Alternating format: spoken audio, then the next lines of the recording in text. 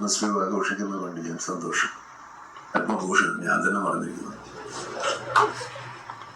അത് നിങ്ങൾക്കൊക്കെ ആഘോഷിക്കാനുള്ള ഒരു വാക്കാണ്. ഞാൻ പത്മശ്രീ പത്മഭൂഷൺ മമ്മൂട്ടി എന്ന് പറയാറില്ല, പറയാനും പാടില്ല. അതുകൊണ്ട് എനിക്കത് ബാധിക്കുന്നില്ല. അത് നിങ്ങൾക്ക് മാത്രം കൈകാര്യം ചെയ്യാവുന്ന ഒരു പേരാണ്. എന്നെ മമ്മൂട്ടി എന്ന് മാത്രം വിളിച്ചാലും മതി. പക്ഷെ ഞാൻ മമ്മൂട്ടി മാത്രമാണ്. നിങ്ങൾക്കൊക്കെ പത്മഭൂഷൺ ആവട്ടെ. നമ്മുടെ സുഹൃത്തുക്കളെ, മമ്മൂട്ടിയെ കുറിച്ച് തന്നെ പലപ്പോഴും ഞാൻ മമ്മൂട്ടി എന്ന പറയുന്ന മനുഷ്യനെ കുറിച്ച് ഒരുപാട് വീഡിയോസുകൾ ഇടാറുണ്ട്, ഇട്ടിട്ടുണ്ട്, ഇനി ഇട്ടുകൊണ്ടേയിരിക്കും. അത് വേറെ കാര്യം കേട്ടോ. ഇദ്ദേഹത്തെക്കുറിച്ച് നമുക്ക് സംസാരിച്ചാൽ തീരില്ല എന്നുള്ളതാണ്. പത്മഭൂഷൺ ഈ അടുത്ത കാലത്താണ് അദ്ദേഹത്തിന് കിട്ടിയത്.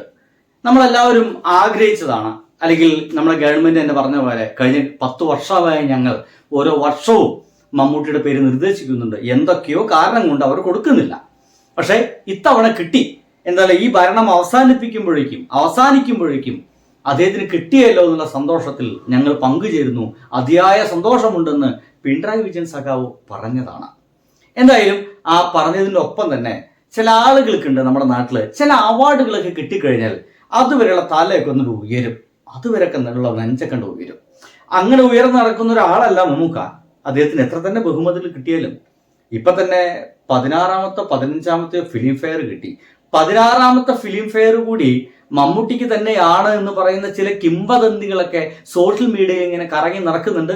എനിക്ക് എന്തായാലും കൃത്യമായിട്ടുള്ള കൺഫർമേഷൻസ് നമ്മുടെ മുമ്പിലേക്ക് എത്തിയിട്ടില്ലാത്തതുകൊണ്ട് ഞാൻ അതിനെപ്പറ്റി ഒന്നും പറയുന്നില്ല. സാധ്യതകളൊന്നും മങ്ങിപ്പോയിട്ടില്ല. ഏറ്റവും ഇൻട്രസ്റ്റിംഗ് ആയ സംഭവം എന്ന് വെച്ച് കഴിഞ്ഞാൽ നമ്മുടെ ടൊവിനോ തോമസ് ഇതിനൊപ്പം മത്സരിക്കാനുണ്ട്, ഫിലിം ഫെയർ അവാർഡിൽ മത്സരിക്കാനുണ്ട്. ഫഹദ് ഫാസിൽ ഉണ്ടെന്ന് തോന്നുന്നു. നമ്മുടെ പൃഥ്വിരാജുണ്ട്. രസകരമായ ഒരു സംഭവം എന്ന് വെച്ച് കഴിഞ്ഞാൽ ഇദ്ദേഹം ഫിലിം ഫെയർ അവാർഡ് വാങ്ങിക്കാൻ തുടങ്ങിയ കാലഘട്ടത്തിൽ ആ ചങ്ങാതിമാർ ജനിച്ചിട്ട് പോലും ഉണ്ടാവില്ല. പല ആൾക്കാർ സിനിമ എന്ന് പറയുന്ന സംഗതി മോഹമായിട്ട് പോലും ഇല്ലാത്ത ആളുകളൊപ്പമാണ് ഇപ്പോഴും ആ യുവാക്കളോടൊപ്പമാണ് 10-75 വയസ്സായിട്ടുള്ള ഈ ഒരു യുവാവും മത്സരിക്കാൻ പോകുന്നതാണ്. അതിൻ്റെ ഒരു രസകരമായ സംഭവം ആലോചിച്ച് നോക്കി. ഫിലിം ഫെയർ അവാർഡ് നൽകുന്നു ഏറ്റവും യങ് ആയിട്ടുള്ള ആളുകളാണ്, അല്ലെ? ഏറ്റവും യങ് ആയിട്ടുള്ള ആളുകൾ അവരോടൊപ്പം മത്സരിക്കാൻ ഇപ്പോഴും മമ്മൂട്ടിയുണ്ട് എന്നുള്ളതാണ്. ഇപ്പോഴും മമ്മൂട്ടിയുണ്ട്. അതാണ് അതിൻ്റെ ഒരു ഭയങ്കര സംഭവം എന്നൊക്കെ നമ്മൾ മനസ്സിലാക്കേണ്ടത്. ആ ഫോട്ടോസുകളൊക്കെ ഇങ്ങനെ നമ്മളിങ്ങനെ നോക്കുന്ന സമയത്ത് ചെറുപ്പക്കാരുടെ ഇടയിൽ അതിനേക്കാൾ ചെറുപ്പക്കാരനായിട്ട് വേറൊരു മനുഷ്യൻ ഏതൊക്കെ പറയാൻ പറ്റുന്ന രീതിയിലാണ് ഈ ചെങ്ങാതി. എന്തായാലും ഇപ്പോൾ ഇദ്ദേഹം പ്രസംഗിക്കുന്ന സമയത്ത് അദ്ദേഹം പറയുന്നത് ഈ പത്മശ്രീ ആയിക്കോട്ടെ പത്മഭൂഷൺ ആയിക്കോട്ടെ അതൊക്കെ നിങ്ങൾക്ക് ആഘോഷിക്കാനുള്ളതാണ്. ശരിയാണ്. ദാറ്റ് മീൻസ് അത്തരം കനങ്ങളൊന്നും കൊണ്ടു നടക്കുന്ന ഒരാളല്ല ഞാൻ എന്നും എനിക്കെന്നും ഞാൻ മമ്മൂട്ടി മാത്രമാണ്. മറ്റതെല്ലാം എന്നോടുള്ള സ്നേഹം കൊണ്ടോ എന്നോടുള്ള ബഹുമാനം കൊണ്ടോ എൻ്റെ കഴിവുകൾ മറ്റുള്ളവർ ഏതെങ്കിലും തരത്തിൽ തിരിച്ചറിഞ്ഞിട്ടോ എനിക്ക് നൽകുന്ന സമ്മാനങ്ങളാണ്. ഞാൻ സ്വീകരിക്കുന്നു, അതോട് കൂടിയിട്ട് അതവിടെ മാറ്റി വയ്ക്കുന്നു, ഞാൻ വീണ്ടും പഴയ മമ്മൂട്ടിയാകുന്നു എന്നുള്ളതാണ്. ഒരു യഥാർത്ഥ നടൻ ഇങ്ങനെയൊക്കെ തന്നെയാണ് വേണ്ടത്. അല്ലാതെ തൻ്റെ മേലെ കിട്ടുന്ന ചില സംഗതികളെല്ലാം വെച്ച് അത് ജീവിതകാലം മുഴുവൻ ആ ഭാരവും പേറി നടക്കരുത്. ഒരു അവാർഡിൻ്റെ ആ ഭാരം പേറിക്കഴിഞ്ഞാൽ വലിയ പ്രയാസമായിരിക്കും. നമ്മുടെ പല നടന്മാർക്കും നടിമാർക്കും സംഭവിക്കുന്ന പ്രശ്നം അതാണ്. ഒരൊറ്റ സിനിമ കഴിഞ്ഞ് കഴിഞ്ഞാൽ പിന്നെ അഹങ്കാരത്തിന്റെ കുന്തമനയായിരിക്കും. അമ്മാതിരി അഹങ്കാരമൊന്നും ഉണ്ടായ കാലഘട്ടത്തിലും മമ്മൂക്കിട്ടുണ്ടായിട്ടില്ല. ഇപ്പൊ തീരെ ഒട്ടുമില്ല. താനും സിനിമ ചെയ്യുക എന്നാണ്. എന്തിനേറെ 35 കോടി നൽകാമെന്ന് പറഞ്ഞിട്ട് തമിഴ് ഇൻഡസ്ട്രിയോട്, നമ്മുടെ ധനുഷിനോട് ഇദ്ദേഹം പറഞ്ഞത് എനിക്ക് 35 കോടിയൊന്നും വേണ്ട, അത് വലിയ തുകയാണ്. അവസാനം 24 കോടിക്കാണ് അദ്ദേഹം കരാർ ഉറപ്പിക്കുന്നത്. തമിഴ് ലോകം ഞെട്ടിപ്പോവുകയാണ്. കാരണം ധനുഷ് തന്നെ വാങ്ങിക്കുന്നത് 40 കോടിയോളം രൂപയാണ്, 40 കോടിയോളം രൂപയാണ്. അഭിനയിക്കുന്ന ഒരു സ്ത്രീ, ഒരു പെൺകുട്ടിയുണ്ട്, അവർ വാങ്ങിക്കുന്നത് 12 കോടിയോളം രൂപയാണ്. അപ്പോഴാണ് 24 കോടി രൂപ എന്ന നിലയ്ക്ക് ഇന്ത്യ മുഴുവൻ അറിയപ്പെടുന്ന, ഇപ്പോൾ നമ്മുടെ ഓസ്കാർ ആ ഒരു വേദിയിൽ വരെ ആദ്യമായിട്ടൊരു മലയാള സിനിമ കളിച്ചിട്ടുണ്ടെങ്കിൽ അത് മലയാളത്തിൽ നമ്മുടെ ബ്രഹ്മയുഗം എന്ന് പറയുന്ന മമ്മൂക്കയുടെ സഹദേവന്റെ സിനിമയാണ്. ആ ഒരു സിനിമയിലുള്ള അങ്ങനത്തെ ഒരാളായിട്ട് പോലും നോ തലക്കനം, നോ അഹങ്കാരം. അദ്ദേഹം പറയുന്നത് 24 കോടിയൊക്കെ മതി, ധാരാളമാണ്, സിനിമ നടക്കട്ടെ, സിനിമ നടക്കണം എന്നുള്ളതാണ്. ഇനി ഇദ്ദേഹത്തിന്റെ വാക്കുകളിലേക്ക് നമുക്കൊന്ന് പോവാം. നമ്മൾ സ്വയം എന്താ പറയുക ആഘോഷിക്കേണ്ട ഒരു കാര്യമല്ല, മറ്റുള്ളവർക്ക് വേണ്ടിയുള്ള ഒരു എന്താ പറയുക ഒരു സ്ഥാനമാണ്. അതവിടെ നിൽക്കട്ടെ. ഇന്നത്തെ ഈ സായനത്തിൽ നമുക്ക് മറ്റൊരു സന്തോഷം കൂടെയുണ്ട്. ഈ കാതോട് കാതൂരം എന്ന ശ്രവണ സഹായ ഓപ്പറേഷന് വേണ്ടിയുള്ള പ്രോജക്റ്റ്,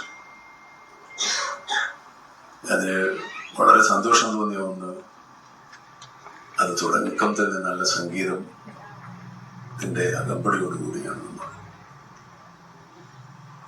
കാത് കേൾക്കാൻ വയ്യാത്ത ആളുകൾക്ക് നമ്മൾ കേൾക്കുന്ന പലർക്കും സംഗീതം ഉൾപ്പെടെ പ്രകൃതിയിലെ ശബ്ദങ്ങൾ, നമ്മുടെ സംസാരം, ഭാഷകൾ ഒന്ന് കേൾക്കാനോ ആസ്വദിക്കാനോ സാധിക്കാത്ത ഒത്തിരി ആളുകളുണ്ട്. എനിക്കിതിൻ്റെ പരിചയമുള്ള ഒത്തിരി പേരുണ്ട്. ഞാൻ ഷൂട്ടിങ്ങിനിടയ്ക്ക് ഒരാൾക്കൊരു ശ്രവണ യന്ത്രം വാങ്ങിച്ചു കൊടുത്തിരുന്നു കാതിൽ വയ്ക്കാൻ. അയാളത് കുറച്ചു നേരം വെച്ചിട്ട് എടുത്തെറിഞ്ഞു കളഞ്ഞു. കാരണം ശബ്ദം എന്ന് പറയുന്നത് അയാൾക്ക് ഒരിക്കലും അനുഭവം ഉണ്ടായിട്ടില്ല, അയാൾ അനുഭവിച്ചിട്ടില്ല. അതെന്തൊരു ഭീകരാവസ്ഥയിലേക്ക് അയാൾ പോവുകയും അയാൾ പിന്നീട് ഒരിക്കലും ആ ശ്രവണ സഹായം ഉപയോഗിച്ചിട്ടില്ല, ഇപ്പോഴും ഉപയോഗിക്കുന്നില്ല. സുഹൃത്തുക്കളെ, സത്യം പറഞ്ഞാൽ മമ്മൂട്ടി എന്ന് പറയുന്ന മനുഷ്യൻ എൻ്റെ പേഴ്സണലി എനിക്കൊരു അത്ഭുതമുള്ള ഒരു മനുഷ്യനാണ്. എന്തൊക്കെയാണ് അദ്ദേഹം തനിക്ക് കിട്ടുന്ന, ഞാൻ കുറച്ചു മുമ്പ് ഒരു 24 കോടിയുടെ കഥ പറഞ്ഞില്ലേ, ആ 24 കോടി എന്തിനാണ് മമ്മൂക്ക വാങ്ങിക്കുന്നത്? 24 കോടിയോ എന്നൊക്കെ ചോദിക്കുന്ന ആൾക്കാരുണ്ട്. സുഹൃത്തുക്കളെ, 24 കോടി രൂപ വാങ്ങിക്കുന്നുണ്ടെങ്കിൽ അതിന് തക്കതായ തുക ഇദ്ദേഹം ചെലവഴിക്കുന്നുണ്ട്. ഒരുപക്ഷെ ഇസ്ലാമിക നിയമപ്രകാരമൊക്കെ അങ്ങനെ ഒരു സംഭവം ഉണ്ടല്ലോ അല്ലേ, സക്കാത്ത് നൽകുക എന്നൊക്കെ പറയും. അത് ഇസ്ലാമിൽ മാത്രമല്ല കേട്ടോ, എല്ലാ മതത്തിലും ഉണ്ട്. ഹിന്ദു മതത്തിൽ ദാനം എന്നൊക്കെ ഒരു പേരിലൊക്കെ അത് അറിയപ്പെടും. ക്രിസ്തു മതത്തിലുണ്ട് അതുമാതിരി സംതിങ് ലൈക്ക് എന്തൊരു സാധനമുണ്ട്. തങ്ങൾക്ക് കിട്ടുന്ന വരുമാനത്തിന്റെ ഒരു തുക മറ്റുള്ളവർക്ക് അവകാശപ്പെട്ടതാണ് എന്ന ചിന്തയിലേക്ക് നമ്മൾ മാറുക എന്നുള്ളതാണ്. ഇവിടെ മമ്മൂട്ടി ചെയ്തത് സക്കാത്ത് തന്നെയാണ്. പക്ഷെ അത് എന്തൊരു ഭീകരമായ സക്കാത്താണെന്ന് ഞാൻ ആലോചിച്ച് നോക്കുന്നത്. ഹൃദയ ശസ്ത്രക്രിയകൾക്ക് അദ്ദേഹം കൈയയച്ച് സഹായിക്കുന്നുണ്ട്. അങ്ങനെ ആരോഗ്യ പ്രവർത്തനങ്ങളാണ് ഇദ്ദേഹം കൂടുതലായിട്ട് ചെയ്യുന്നത്. ഇപ്പോഴാ ചെവി കേൾക്കാൻ പറ്റാത്തവർക്ക് വേണ്ടിയിട്ടുള്ള ഒരു പ്രോഗ്രാമിൽ കൂടി, അങ്ങനത്തെ ഒരു പദ്ധതിയിൽ കൂടി മമ്മൂട്ടി ഒപ്പം ചേരുന്നു. അതായത് തനിക്ക് കിട്ടുന്ന കോടികൾ എന്തിനെന്നുള്ളതാണ്. അതൊക്കെ വെറുതെ വീട്ടിൽ പോയിട്ട് പൂഴ്ത്തി വെക്കാനുള്ളതല്ല, അത് ആളുകൾക്ക് ഉള്ളതാണ്, ജനങ്ങൾക്കുള്ളതാണ്, എന്നെ കണ്ടവർക്കുള്ളതാണ്, എന്നെ കേൾക്കാൻ കൊതിക്കുന്നവർക്കുള്ളതാണെന്നുള്ളതാണ്. നോക്കൂ. അപ്പൊ അതിനെ സംബന്ധിച്ചിടത്തോളം എന്താ പറയാ, ഇതിനെക്കുറിച്ച് ബോധവൽക്കരിക്കുക എന്നതിന് വലിയ കാര്യമാണ്. കാരണം ഇതൊരു പുതിയ അനുഭവമാണ്. നമുക്ക് പഞ്ചേന്ദ്രിയങ്ങൾ കൊണ്ടുള്ള പല കാര്യങ്ങളും നമ്മൾ അറിയാതെ ഭാഗ്യവാന്മാരായി നമുക്ക് തോന്നി. പല പഞ്ചേന്ദ്രിയങ്ങളും, കണ്ണ്, കാഴ്ച, സംസാരശേഷി, കേൾവിയില്ലായ്മ, അങ്ങനെ ഒരുപാട് കുറവുകളുള്ള ഒത്തിരി മനുഷ്യർ നമ്മുടെ ഇടയിലുണ്ട്. ഈ സംരംഭം നമ്മളെ സംബന്ധിച്ചിടത്തോളം കാഴ്ചയ്ക്കപ്പുറത്തെ, കാഴ്ചയും കേൾവിയുമാണ് മനുഷ്യന് ഏറ്റവും കൂടുതൽ. ശ്വാസം വലിക്കുമ്പോൾ നമ്മൾ ശ്വാസം വലിച്ച് മണമില്ലെങ്കിലും ശ്വാസം വലിക്കണം. ചിലർക്ക് അതുമില്ല. കുറെ കാലത്ത് എനിക്കില്ലായിരുന്നു ഇതൊന്നും. ഇപ്പൊ കുറച്ച് കിട്ടി തുടങ്ങിയിട്ടുണ്ട്.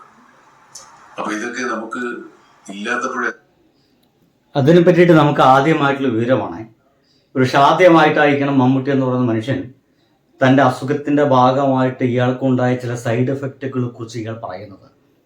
കഴിഞ്ഞ കുറച്ച് കാലമായിട്ട് എനിക്ക് മണം ഉണ്ടായിരുന്നില്ല, ഇപ്പോൾ അല്പാൽപമായിട്ടൊക്കെ കിട്ടി തുടങ്ങിയിട്ടുണ്ട്. ദാറ്റ് മീൻസ് കംപ്ലീറ്റ്ലി ക്യൂർ ആയിട്ടില്ല എന്നുള്ളതല്ലേ ഒരു സൂചന. എനിക്ക് ഇതിൽ നിന്ന് മനസ്സിലായൊരു കാര്യം ഞാൻ നിങ്ങളുമായിട്ട് ഷെയർ ചെയ്തതാണ്. അപ്പോൾ അദ്ദേഹത്തിൻ്റെ അസുഖത്തിൻ്റെ ഭാഗമായിട്ട് അങ്ങനൊരു സിറ്റുവേഷനിലൂടെ മമ്മൂട്ടി എന്ന് പറയുന്ന മനുഷ്യന് കടന്നു പോയിരുന്നു എന്നർത്ഥം. ആദ്യമായിട്ടായിരിക്കണം ഇദ്ദേഹത്തിൻ്റെ ലൈഫിൽ ഈ അസുഖം വന്നതിന് ശേഷം ആദ്യമായിട്ടായിരിക്കണം ഇങ്ങനത്തെ ഒരു യാഥാർത്ഥ്യം ഇദ്ദേഹം റിവീൽ ചെയ്യുന്നത് എന്ന് തോന്നിപ്പോകുന്നു.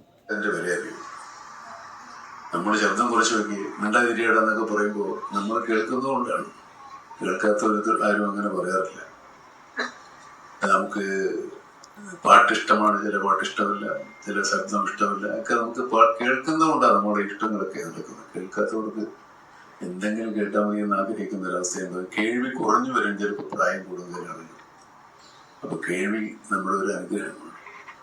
അത് ജന്മനാ നഷ്ടപ്പെട്ടു പോയവർക്ക് അവർക്ക് അതിനുള്ള ഒരു അവസരം ഉണ്ടാക്കി കൊടുക്കുക എന്ന് പറയുന്നത് നമുക്ക് ചെയ്യാവുന്നൊരു വലിയ കാര്യമാണ്. എനിക്കിന്ന് വളരെ സന്തോഷമുള്ള ഒരു ദിവസമാണ്. ഞാൻ പറയുന്നതൊക്കെ നിങ്ങളെല്ലാവരും കേൾക്കുന്നു എന്ന് തന്നെയാണ് ഞാൻ വിചാരിക്കുന്നത്. അതിന് എൻ്റെ ആഗ്രഹം. കേൾക്കാത്ത ഒത്തിരി പേർക്ക് വേണ്ടിയുള്ള എൻ്റെ ശബ്ദം മാക്സിമം പേർക്ക് എത്തിച്ചു കൊടുക്കാൻ സാധിക്കുന്ന എനിക്ക് വളരെ സന്തോഷമുണ്ട്. അത് അടിപൊളി. ഈ സായാഹ്നത്തിൽ ഇങ്ങനെ നിങ്ങൾക്ക് എല്ലാവർക്കും സന്തോഷമുള്ള, നമുക്കെല്ലാം സന്തോഷമുള്ളൊരു സമയത്ത് ഇതിനെ ഉദ്ഘാടനം ചെയ്യാൻ സാധിച്ചവർക്ക് സന്തോഷമുണ്ട്. ഇതിനെ ഞാൻ പറഞ്ഞില്ലേ, ഞാനൊരാളായിട്ട് നിൽക്കുന്നത് മാത്രമല്ല, എൻ്റെ മുന്നിലുള്ള ഒരു വലിയ കൂട്ടമുണ്ട്, വലിയ ജനക്കൂട്ടമുണ്ട്. വലിയ സമൂഹം. എന്തായാലും അദ്ദേഹം ഒറ്റയ്ക്കല്ല എന്നും ഒരു വലിയ സമൂഹം ഒപ്പം ഉണ്ടെന്നും ഒപ്പം തന്നെ എൻ്റെ ശബ്ദം എല്ലാവരും കേൾക്കുന്നുണ്ടെന്നാണ് വിചാരിക്കുന്നത്. അങ്ങനെ എല്ലാവരും കേൾക്കണമെന്നാണ് എൻ്റെ ആഗ്രഹം. അതൊരു നടൻ്റെ വാക്കുകളാണ് കേട്ടോ. ഒരു നടനാണ് അങ്ങനെയൊക്കെ ആഗ്രഹിക്കുക. ഒരു നടന് മാത്രം അങ്ങനെയൊക്കെ ആഗ്രഹിക്കാനും കഴിയുള്ളൂ. അല്ല, നമ്മൾ അങ്ങനെയൊക്കെ ആഗ്രഹിക്കാറുണ്ടോ? എൻ്റെ ശബ്ദം എല്ലാവരും കേൾക്കണം. നമ്മൾ അങ്ങനെ ആഗ്രഹിക്കാറില്ല. പക്ഷെ അതൊരു നടൻ്റെ വാക്കുകളാണ്. പ്രവൃത്തികൾ ചെയ്യും, അതിനെ അംഗീകരിക്കുകയും ചെയ്യുന്ന ഒരു സമുദായം. നമ്മുടെ മനുഷ്യത്വം അല്ലെങ്കിൽ മനുഷ്യൻ പൂർണ്ണനാകുന്നത് നന്മ ചിന്തിക്കുകയും നന്മ പ്രവർത്തിക്കുകയും നന്മ ചെയ്യാൻ പ്രേരിപ്പിക്കുകയും നന്മ ചെയ്യുന്നവരെ സഹായിക്കുകയും നന്മയ്ക്ക് വേണ്ടി വാദിക്കുകയും ചെയ്യുമ്പോഴാണ്. തിന്മയെ എതിർക്കുമ്പോഴും ആണ് മനുഷ്യന്റെ ജീവിതം പൂർണ്ണമാകുന്നത്. ചെറിയ ചെറിയ കാര്യങ്ങൾക്ക് പോലും നമ്മൾ അങ്ങോട്ടും ഇങ്ങോട്ടും വെറുക്കാറുണ്ട്, പിണങ്ങാറുണ്ട്, ദേഷ്യപ്പെടാറുണ്ട്, വൈരാഗ്യം വയ്ക്കാറുണ്ട്. നമ്മുടെ ജീവിതത്തിന്റെ ദൈർഘ്യം ആലോചിച്ചതൊന്നും നമ്മൾ ചെയ്യും. മനുഷ്യൻ അങ്ങനെയാണ്. മനുഷ്യൻ അത് ആലോചിച്ചിരുന്നാൽ മനുഷ്യൻ വളരില്ല, അത് വേറെ ആകും. നമുക്ക് ഉയർച്ച ഉണ്ടാകണം, പുരോഗതി ഉണ്ടാകണമെങ്കിൽ നമ്മൾ ലോകാവസാനം വരെ ജീവിച്ചിരിക്കുമെന്ന് വിചാരിച്ചാൽ ഇതൊക്കെ നടക്കുള്ളൂ. ഇല്ല, എന്തെല്ലാം കാര്യങ്ങളാണ് ആളുകളോട് ചെയ്യുന്നത്. അപ്പൊ ഇത് നമ്മുടെ കയ്യിൽ തന്നെ എന്നും ഉണ്ടാകുമെന്ന് വിചാരിച്ചിട്ടാണ്. അങ്ങനെ എല്ലാം നമുക്ക് തന്നെ ബോധ്യമുണ്ട്. പക്ഷെ എന്നാലും അങ്ങനെ ഒരു പ്രതീക്ഷയാണ് മനുഷ്യനെ ഇത് ചെയ്യാൻ പറ്റും. പിന്നെ ഇതൊരു പരലോക ജീവിതം ഉണ്ടാവുമെന്ന് വിചാരിച്ച് നമ്മൾ ഒരുപാട് നല്ല കാര്യങ്ങൾ ചെയ്യാറുണ്ട്. ഉണ്ടാവുമെന്ന് വിചാരിക്കുക. അതിലാണ് ഇതൊക്കെ ഉൾപ്പെട്ടിട്ടുള്ളത്. ഈശ്വര വിശ്വാസം പോലും പരലോക ജീവിതം ഉണ്ടെന്ന് വിചാരിക്കുമ്പോൾ മാത്രമാണ് ഈശ്വര വിശ്വാസം ഉണ്ടാകുന്നത്. ഈശ്വരനെ നമ്മൾ കണ്ടിട്ടില്ല, കേട്ടിട്ടില്ല. പക്ഷേ ഈശ്വരൻ ഉണ്ടെന്നുള്ളൊരു വിശ്വാസം നമുക്ക് പരലോകത്തെ കാണാൻ പറ്റുമെന്ന് വിചാരിച്ചിട്ടാണ് നമ്മളൊക്കെ ഇരിക്കുന്നത്, വിശ്വാസികളായിട്ടുള്ള എല്ലാവരും. അതും അതിനെ ആശ്രയിച്ചിരിക്കുന്നു. അങ്ങനെയാണെങ്കിൽ നന്മ ചെയ്യുന്ന എല്ലാവർക്കും ഫലമുണ്ടാകുമെന്നാണ് നമ്മുടെ എല്ലാ മതങ്ങളും പഠിപ്പിക്കുന്നത്. അപ്പോൾ നന്മ ചെയ്യാനുള്ള ഒരു പ്രേരണ നമുക്കെപ്പോഴും ഉണ്ടാവണം. പരലോകം ഉണ്ടായാലും പരലോകം ഇല്ലെന്ന് എന്ത് തരത്തിലുള്ള വിശ്വാസം ഉണ്ടായാലും മനുഷ്യൻ ജീവിച്ചിരിക്കുന്ന കാലം നന്മ ചെയ്യുന്നിടത്തോളം ഒരു മനസ്സുഖം നമുക്ക് ഒന്നിനും കിട്ടില്ല. ചെയ്ത് നോക്കിയാലേ അറിയൂ. അത് മമ്മൂട്ടി തന്നെയാണ് അത് പറയാനുള്ള അർഹതയും ഉള്ളതെന്ന് എനിക്ക് തോന്നിപ്പോകുന്നു. അത്രയേറെ മമ്മൂട്ടി എന്ന് പറയുന്ന മനുഷ്യൻ ആരോഗ്യ കാര്യങ്ങളിൽ നാട്ടുകാരെ സഹായിക്കുന്നുണ്ട്. നന്മയാണ്. നന്മ ചെയ്താൽ കിട്ടുന്ന സുഖം അത് ചെയ്താലേ മനസ്സിലാകുള്ളൂ എന്ന്. ബൈ.